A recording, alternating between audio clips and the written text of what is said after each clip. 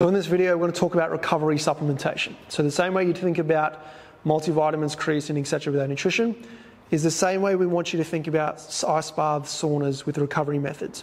So as we come up to our Sunday recovery days, and we're going to introduce things like ice baths, saunas, yoga days, physio treatments, the whole kind of works, we want to reiterate the importance of the recovery hierarchy.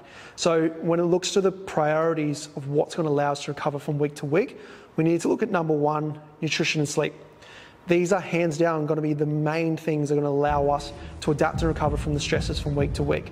So we can look at nutrition, we can look at things like relative energy deficits in sport. So this is that large gap that we can see with athletes between the output that they're exposed to the nutrition that they're actually getting in. This alone is causing a lot of hindrance in their recovery.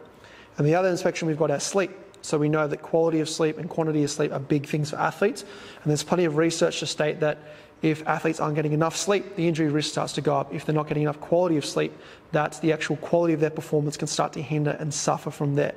And from there, number two, which is most often overlooked, underestimated, is kind of that middle forgotten piece.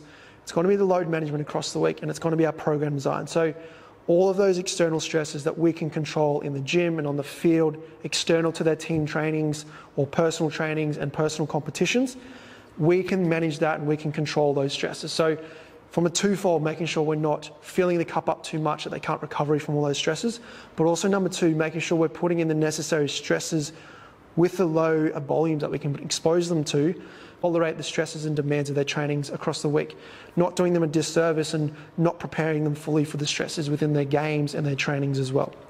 Then from there, number three, we go down another level, and this is where we've got things like ice baths, saunas, yoga, stretching, breathing techniques, all these accessories and supplements of recovery techniques. These can be great tools, and these can help a lot with recovery in terms of things like perception of pain, perception of soreness, perception of actual fatigue and systemic fatigue, and then also elements of like calming the nervous system, which is the reason we're putting it on a Sunday after the week. So we go for the big training week, we put them on a Sunday morning, we start to calm that nervous system, start to decrease those perceptions of pains and niggles and things like that, and start this recovery process along with their nutrition and their sleep on top of that. So in this video, we just want to try and reiterate the importance of that hierarchy of recovery. Number one, sleep and nutrition. Number two, a program design and our load management. And then number three is all those accessories.